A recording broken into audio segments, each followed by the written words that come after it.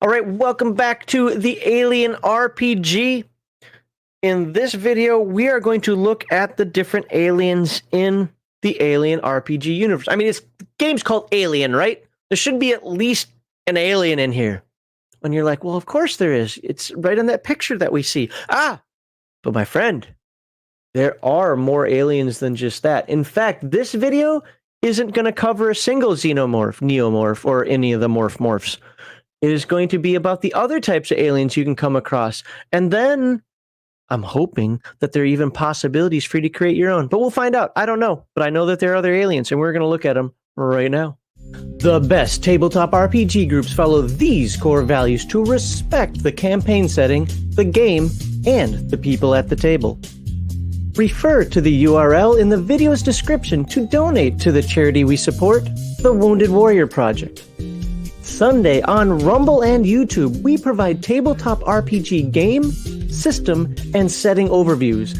Then on Friday, a panel of guests editorialize on the TTRPG hobby as a whole. Thursdays and Saturdays are when Heathen Dog leads his Dirty Casuals video game squad on twitch.tv/legionofmyth. Please like and share this video with your friends and on social media, and subscribe to Legion of Myth for more tabletop RPG content. All right. By the way, for folks who are watching this, there is a poll on my Discord. Of course, if you're watching it weeks later, it's not going to matter, but there's a poll on the Discord for the next game we're going to cover. Three of the four options are another Free League game. And then there's one that's outside of that. And the voting is going well so far. If you can't vote because you don't have access on the Discord server, give me time after the stream. I'll make sure that everybody on there has been vetted and has access, and you'll be able to vote. So, but you can vote for the next game that we cover. And of the Free League ones, we have Dragonbane, The One Ring, and Twilight 2000. All three play differently. Like, we're talking going outside what you've been used to seeing from us with the Year Zero engine. Technically speaking, Twilight 2000 is Year Zero engine, but it uses the newer version of it than the D6s. So anyway, and then there's Absolute Power on there as well. If you want to check that out, you want to get into some superheroes. But that's neither here nor there. We want to talk about aliens. That's what we want to do now. What kind of crazy aliens are there in this game? And I hate how the fact that I keep looking at these page numbers and then I forget 7 seconds later. So get to Alien 282. So 286. Boom. All right, there we go. There's our little cutie that we're not going to be talking about, so let's skip him. Okay, so let's talk about the engineers. Who are the engineers? I have no clue what these engineers even are. Apparently, they're important, so we're about to find out. You've heard positive things about Dragonbane. I have skimmed it. We did one video on it where we did a quick overview maybe a year or so ago. My upfront initial take is simply this. It's 5e meets Forbidden Lands. I love Forbidden Lands. Not as much of a fan of 5e, but the 5e rule system itself is actually very playable and passable. So, I'm sure there's more to it than that. I've had people doing, no, Dragonbane is more than that. Okay, that's fine. Especially since you roll low, et cetera, et cetera. I get that, but I'm just saying that's what it reminds me of. And since, I'm looking forward to it. But we'll see what you guys say.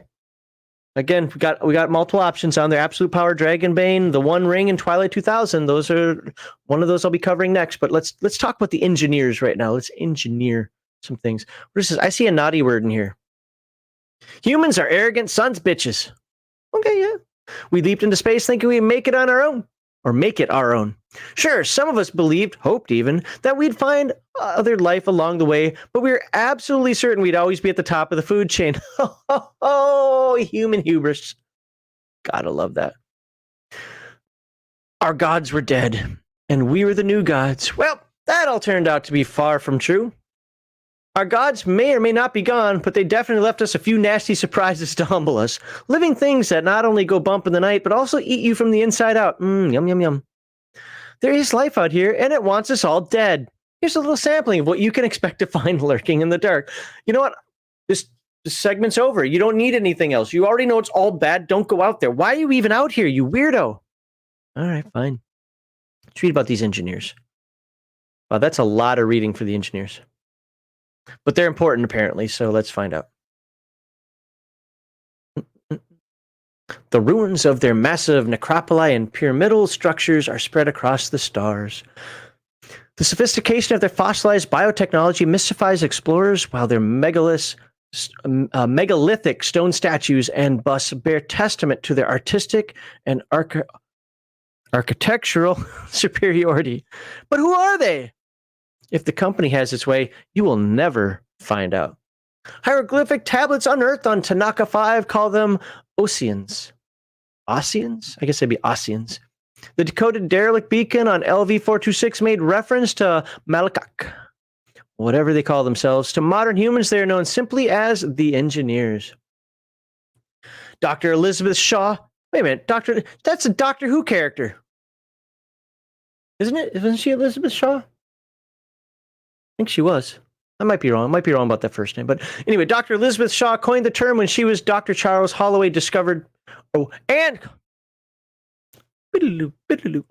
Dr. Elizabeth Shaw coined the term when she and Dr. Charles Holloway discovered pictograms on many of Earth's continents depicting giant beings pointing towards the stars.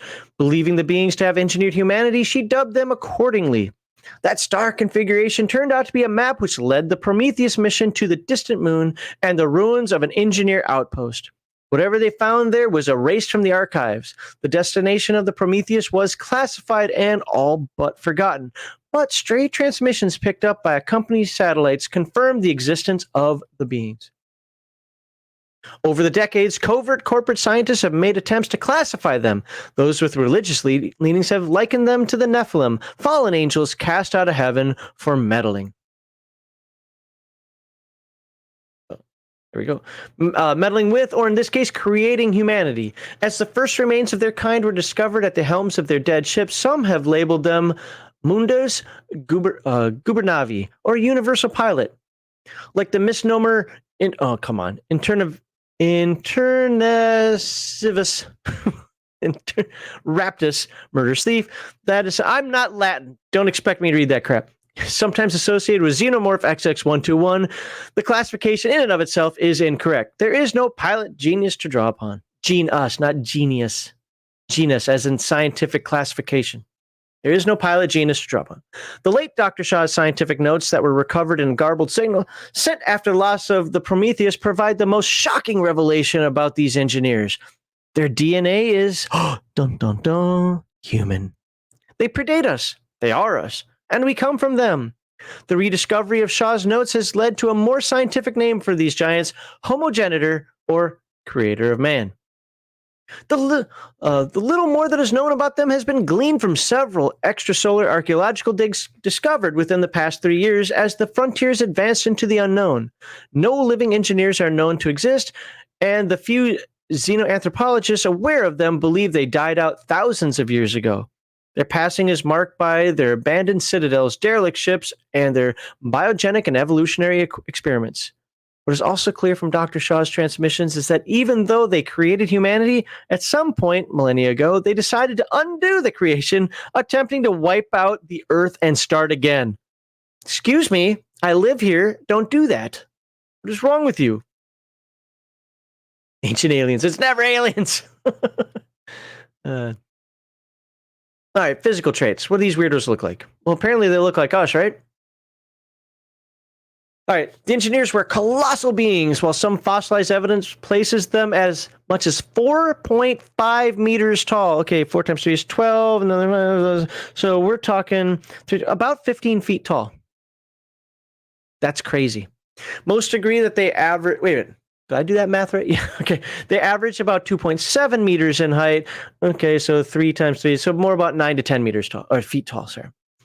On first appearance, their bodies seem biomechanical in nature with a bulbous, trunked head. This is in fact a removable living pressure suit that melds with the engineer's body, with the quote-unquote head actually being a helmet of some type. These living suits and helmets have only been found dead, ossified and fossilized over for millennia of disuse. Underneath their strange garb, the engineers are statuesque. They have hairless, chiseled physique, Physiques, well, of course, man's man, right? With translucent blue-white skin, heavy brows, high noses, and large, glassy black eyes. They are both beautiful and powerful in appearance. While they were once believed to be all male, there is now evidence to suggest that female engineers exist as well. Dr. Shaw theorized that the females operated in a leadership capacity while the males assumed soldier, artisan, and philosopher roles. That's why they got wiped out. Oh, I said it. That's right. But there's no evidence to support this. Females are equally hairless and just as dangerous. How do you know that if they're all wiped out? You don't know that. All right, architecture. Engineer architecture is on a grand scale with monolithic stone citadels, impressive arches, and massive domes. Most engineer installations will have at least one giant stone head. It is believed these heads are meant to represent one of 6 elders of their civilization, intellectual artists and wise men. Their culture appears to be steeped in both their sciences and the arts. In addition to their biotechnological wonders, beautifully painted murals and bas-reliefs of bizarre alien creatures adorn the walls of their innermost sanctums. Well, not yet understood, the computer interfaces work on a combination of musical initiation plus the manipulation of depressible hieroglyphic symbols and rubbery, egg-shaped control nodes. Nodules, not nodes. There's evidence of terraforming at many of their sites via a method that the company scientists so far cannot explain. Vast underground hangars are I'm just going to go back to rudimentary reading. Okay. Vast underground hangars are hypothesized. Is that a word? Hypothesized. Yeah, hypothesized. Oh my God. So what happens when you know a word, but you don't read it often? Like when I used to think that the word esoteric was pronounced esoteric. I knew the word esoteric. Hypothesized, English, to hold the remains of their starfaring juggernauts, although all such hangars discovered thus far have been vacant, like my brain today. All right. Some people exploring around. We're not going to read that. Technology. Okay, there's kind of that picture of the helmet.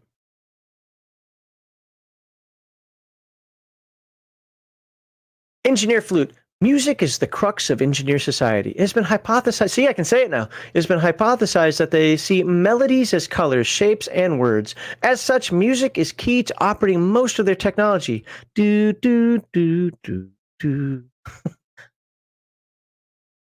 As such, you know what? Shut up, Malachi. different flutes function as keys to unlock different doors in technology. And playing different tones on these flutes will trigger different functions, such as turning on the lights, starting a juggernaut, piloting a navigational course, or even unlocking biosuit.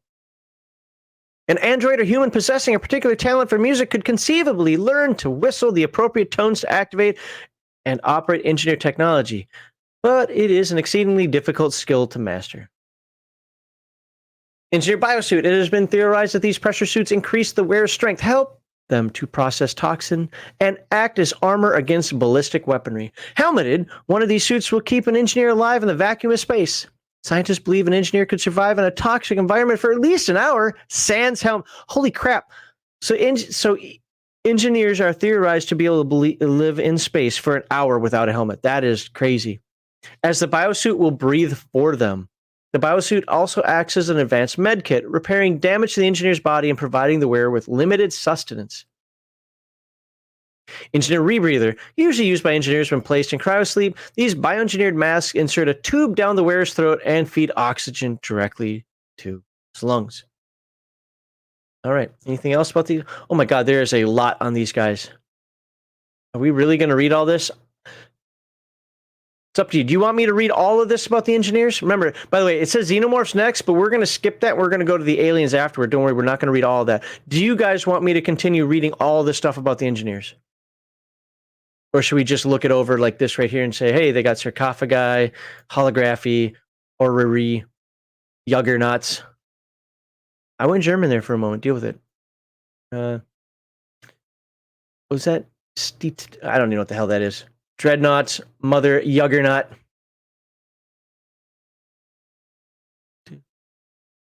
I'll wait for you guys to... That's not an answer, Mark Hockman. Jawohl. Okay, really want me to keep reading it?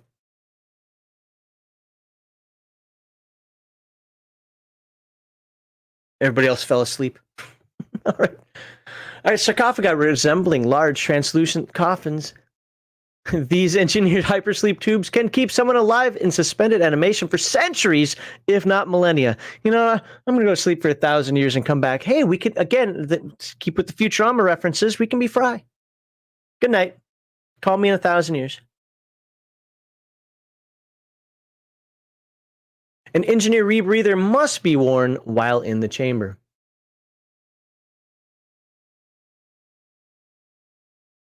Holography. Engineers record everything within their installations using a memory gel that coats the interior walls and ceilings. That's just gross. When the proper electrostatic currents are channeled through the gel, holographic playback will occur in the actual environment, producing fuzzy blue particle representations of various recorded events. Oh, so it's help me, Obi-Wan Kenobi. Most evidence of the engineer's past actions have come from such recordings. By the way, I have not seen Prometheus. I don't ever plan to. So if all this stuff is like, dude, this is all in the Prometheus movie, how do you not know about it? That's why. I've seen 4 Alien movies. The first one, the second one, the third one, and I think what's the fourth one with Winona Ryder in it, with the clone Ripley. Those are the only ones I've seen. Don't care about the rest. Engineer holographic maps of the galaxy are extremely detailed and interactive, allowing viewers to simply pluck a photonic representation of the world out of the air and have its statistics and coordinates fed directly into a navigational system. How do you pronounce this? Orreries? Orreries are located on the bridge of an engineer ship and sometimes serve as observatories or command centers within engineer installations. Juggernauts. Because I just, for some reason, want to do that today. These massive asymmetrical horseshoe-shaped craft appear more grown than built. Each ship contains at least one massive cargo bay with an ampule delivery system. See the ampule entry below. These ships usually have 4 to 8 hypersleep chambers arranged around a central dais. On an upper level of the ship's center, in the middle of the dais is is a scroll. Is a retractable pilot seat that interfaces with the pilot and makes him one with the ship. The entire chamber can be used to display a map of the galaxy, homing in on any world or system, and charting a course to the desired location. Juggernauts are theorized to be war machines, I'm the Juggernaut bitch, or bombers of some kind and are capable of FTL speeds that rival our own.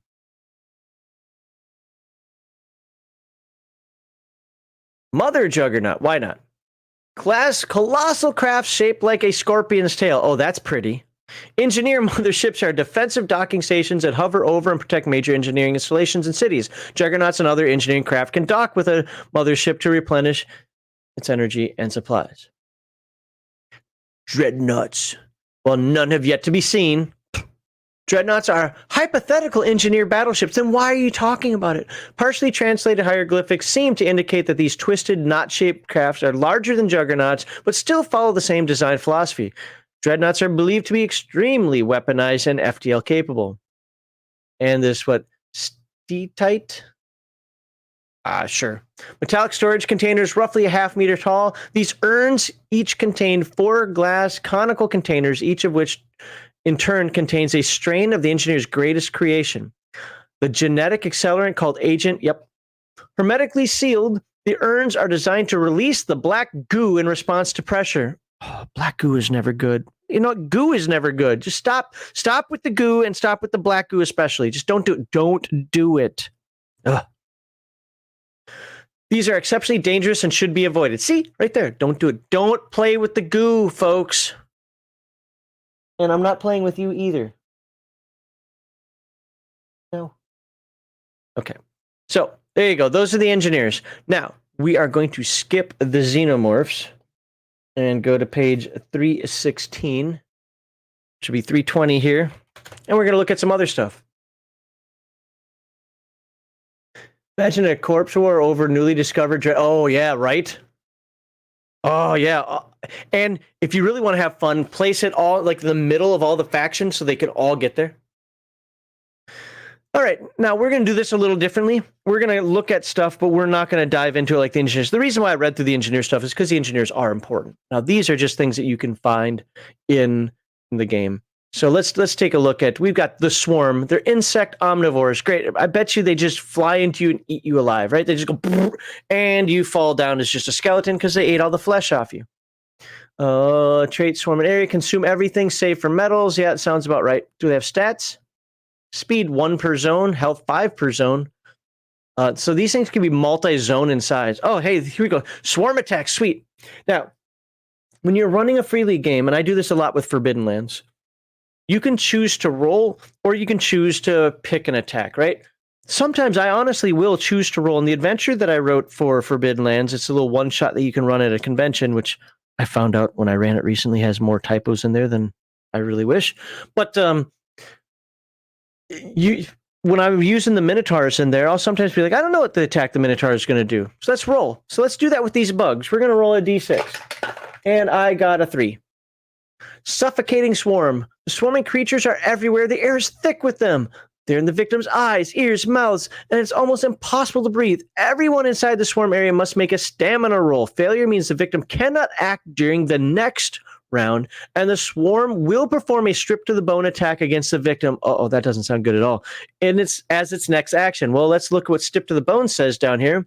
The swarm focuses on one target, and that victim takes an attack rolled 8 base dice. Now, the good news is it's only 1 damage per die. Okay, that's good. Armor is halved round down, so you can use your armor against it. Well, again, the reason it's halved is probably because, as it was saying, some are inside of you, some get down in between the armor. They're tiny, right? As the creatures squirm underneath it. If the attack inflicts any damage, the swarm has ravaged the victim, and he suffers a critical injury, even if not broken. So if any damage is done, you suffer a critical injury. Crazy. Each round thereafter, one of the swarm's actions automatically attack this target again with this attack on the swarm's next initiative. This will continue until the victim is stripped to the bone, rescued, or the swarm is driven out. How the... Well, you know what? I'm not even going to look it up because you might encounter it in the game. This is a little spoilery. I probably should have mentioned that, but that's nuts. That's just nuts. Harvesters. Why does everything sound so nice? Oh, first we have the swarm, and now we have harvesters. This can't be good. Mammalian or omnivore. All right. Yeah, 6-legged, whatever. Speed, not too. Wow, look at that health. 15. By the way, another thing I really love about free league games, and one of the things I really point out to the people when I run my Forbidden Lands one-shot, is teamwork is essential. If you try to go alone against pretty much anything, yeah, teamwork is essential. Armor rating 15. Crazy. It means you can hurt it, but good luck. That's just yummy looking. Okay, let's look at Harvester attack. Let's just pick one. I know I did not read the description. That's kind of intentional. 1, sonar sweep. The Harvester takes in its surroundings by singing out a quick sonar pulse. Add 1 to the next roll on this table for a maximum of 6. All PCs at up to long range are affected by the high-pitched squeal and get +1 stress level. So, I think like most creatures or most things in the game, it has 1 slow and 1 fast action, right? Does it say anything different? Not that I can see off the top of my head, and I'm not going to dive into it quicker to find out because I want to surprise you if it does. So theoretically, this attack is a slow action, so it has to wait till the next round to do that. So for 1 round, it's screaming out that pulse, you're gaining a stress. But then next round, it decides to get a 6 + 1 is still 6 because 6 is the highest, and that's pulverized. The victim is dragged into the beast's dreadful meat grinder of a mouth. In case you weren't sure about that, look at that, meat grinder of a mouth. Ugh. He gets to make a last-ditch opposed close combat roll against 8 base dice. Of course, it doesn't cost an action to resist, to dodge that dreadful fate. If he fails to roll, he dies. His body's mercilessly minced. So that's it. It's roll or die. So one of the reasons why I call Forbidden Lands or a lot of the Year Zero Engine games old school, even though people are like, it's not really OSR, it doesn't follow the D&D stuff. It has so many of the features of what what old school gaming, old school Renaissance, whatever you want to call it, and this is one of them. Save or die. That's what it came down to. His agonizing screams ring in the ears of his friends until he dies. All who witness receive only one? Oh, one stress level and must make a panic roll. It's nuts. Okay, well, we've had the swarm and we've had the harvester. Oh, now we have lion worms. What are these, worms with manes? What the hell? All right, let's find out what these things do. Speed 2, so they're fast. Well, faster than the rest of the stuff. Health 8, not the best in the world, but do they come? Oh, it's an ambush predator. Okay, so it gets -2 modification to observation. So it's got a really good opportunity to sneak up on you. Mobility 12. Good luck capturing it, trapping it. Armor rating 4. The armor rating 4 is not that much, but still, I mean, it's something. All right, wow, I missed my die roller again. 4. So the random attack, we're gonna feral rage. The beast attacks, throwing everything at its victim with 10 base dice. This game's nicer than Forbidden Lands. In Forbidden Lands, everything's like 14 and 16 dice. All right, with 10 base dice, damage 2. So what does that mean? That means, if in case you didn't watch the combat section, if it gets 1 success, it does 2 damage. If it gets 2 successes, it does 3 damage. It gets 4 successes, it does 5 damage. Because it starts at damage 2 is what that means. It's not 2 per success, it just starts at 2. So if it causes any damage, its insatiable desire to kill allows it to immediately make a second attack as a free action with the same number of base. I was just going to ask, is with 10 dice again? Wow. These creatures are nasty. Okay, you know what? I'm not going to cry about it's only 10 base dice. Because if he hits... Okay. Tanaka and Scorpionoids. Oh, let me guess. You're poisoned. Venomed. Whatever. I don't care. Speed 1, so not that fast. Oh, God, look at that in water. Speed 3. That's nuts. Health is 5, so they don't really have a lot of health. It's a normal person health. Armor rating, but only 3 against bullets. So I guess that chitinous armor that it's got is, these things. No, we're talking about things that we eat right now, okay? Not things that you get to eat. That's the way this is working. I know you're cute. You're gonna be like, oh, look, cat, but it's not cute when you're interrupting my stream. Okay. All right. So let's see what its attack is. And we got a 5. Tail strike. The Scorpionite swings its terrible tail forward with deadly purpose. It attacks with 10 base dice, damage 1. Okay, so every success is 1 point of damage. If it inflicts any damage, it poisons the victim with a deadly venom, counting as a disease with a virulence rating of 9. See page 109. We did talk about how that works. So that's so not only do you take damage from the stinger, but then you're injected with nastiness that you don't ever want. No, naughty stuff. Are we done? Okay, we are done. All right. So campaign play, which we've technically already covered, but for the rest of you, it'll be in an upcoming video.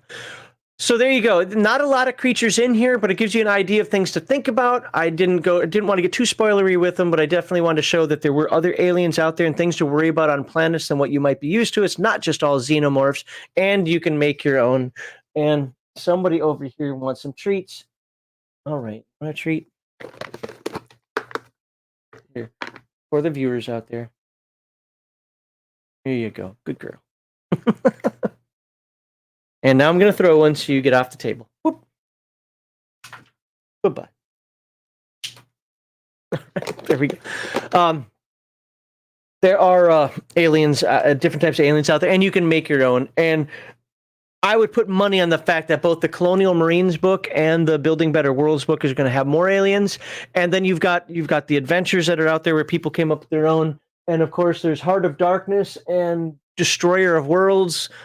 Probably with more in there, and if you need more, go get your Dungeons and Dragons monsters manual. Go get your bestiary from Forbidden Lands. Go get your monsters and animal books from Palladium, and just convert them over to something really nasty in this game. Oh, Cat 1 Max 0, yeah. Players aren't pretending their characters are unaware of aliens. Big surprise. Then run a campaign of PCs as a live Xenos capture team rivaling. A what? Let me. Ooh. If players aren't into pretending their characters are unaware of aliens, okay, then run a campaign of PCs as live Xenos capture team rivaling a Weyland-Yutani dog catcher team. Oh, I see what you're saying. Okay, yeah. Yeah, absolutely. You got to catch one alive, right? Or have alien, like have the alien influence around, but then it's like these lion worms instead. So they're prepared for aliens, and oops, I mean, they got something else instead. You know, they're prepared for xenomorphs. That's one of the things that I would do if I were to run Alien, and I don't think I ever will. Not that I dislike the game. I'd rather be a player than a game master for Alien. Is I think that I would hint at the aliens so much, especially since I know people have seen the movies, but almost invariably it'd be something else. You know, you can't play the game without having a xenomorph in there once or twice, but you know. So. All right, with that, we've got one more segment to do, and that is it. And then we are done with Alien RPG. Again, that's for the live stream folks. For the people watching videos, the campaign play video will be the last video in the series. But our next video is going to be on the xenomorphs themselves. I skipped them. We're going to go into them. We're going to look at the xenomorphs. But that's spoilers, Max, and you say you don't like to do spoilers. Look, if by now you don't know what a xenomorph is, if people haven't quoted the movies so to the point where you want to bang your head against the ground, I don't know what to tell you. So we're actually going to look at the xenomorphs, maybe not every single one, but we're going to look at them, and we are going to see how scary they really are in the game, and I hope to see you in that video.